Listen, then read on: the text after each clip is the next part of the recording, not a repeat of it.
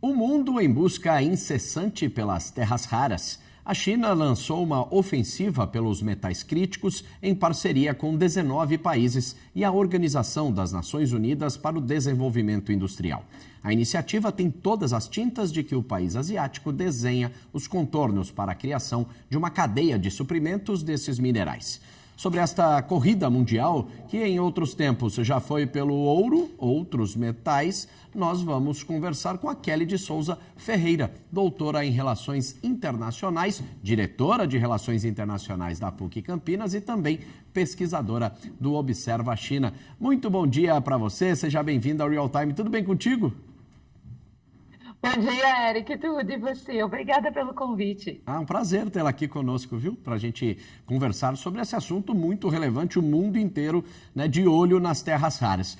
Eu queria saber de você, doutora, vou te chamar de doutora, né? Tem doutorado, é muito importante. Doutora, eu queria saber de você, porque assim, a China, ela domina as terras raras, tem a maior reserva do mundo. O Brasil tem a segunda maior reserva, mas não explorada totalmente, pelo contrário, nós estamos engatinhando. E quem explora aqui são justamente os norte-americanos, a empresa Serra Verde, que explora e acaba exportando este material para a China, que faz o processamento, porque eles que têm o know-how, que têm a expertise, que não é alcançado para outros países. A gente tem a Austrália também, com reservas, mas não tem essa questão do processamento.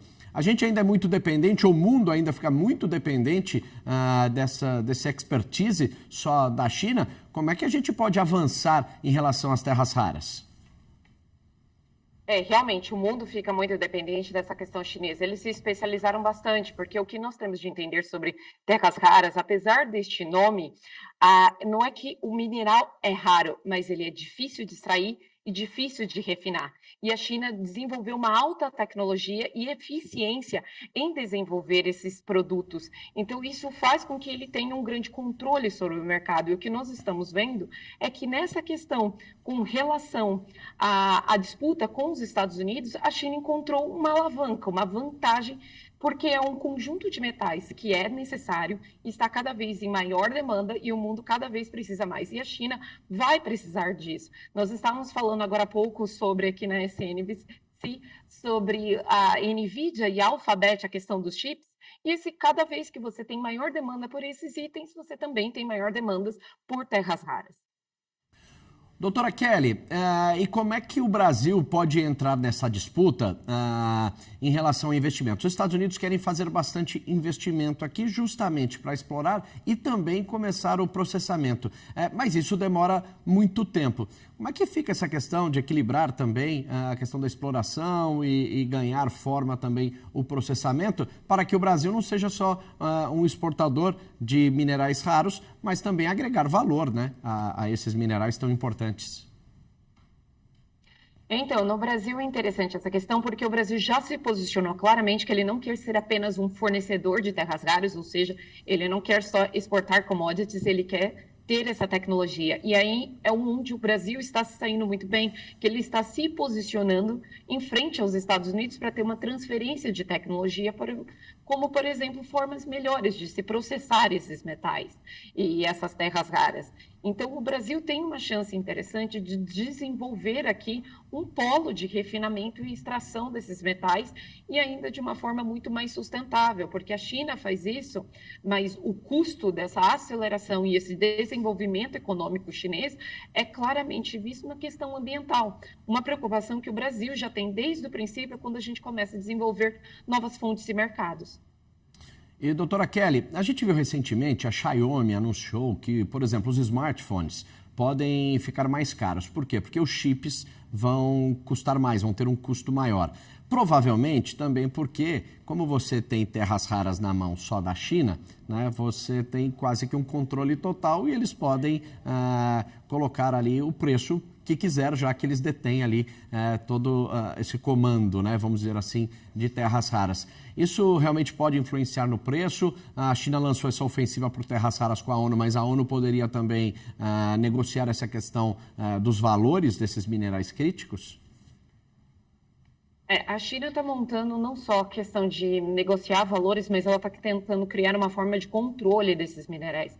Se a gente pegar uma publicação que saiu no Schuebald Shiban, que foi o jornal da Escola do Partido Comunista, eles colocam que um dos objetivos da China é justamente ter uma maior controle e amplitude sobre o que eles chamam de minerais verdes, que aí estão inclusos as terras raras, além de outros minerais como o lítio e o lítio, cobre. E o interessante disso é não só um controle sobre o preço, mas um controle também sobre o fornecimento. Então, a China está criando uma estratégia para fechar o cerco em cima de um item que ela sabe que será necessário para várias nações. E isso, sim, pode levar os preços de celulares ou outros equipamentos eletrônicos. Um paralelo, assim, um tanto rudimentar, mas que se dá para fazer, é com a questão do petróleo. Quando nós tínhamos ali no Oriente Médio um controle sobre aqueles países com relação aos petrólicos, unicamente eles, nós vimos o quê? O petróleo ser fortemente controlado por questões políticas da região.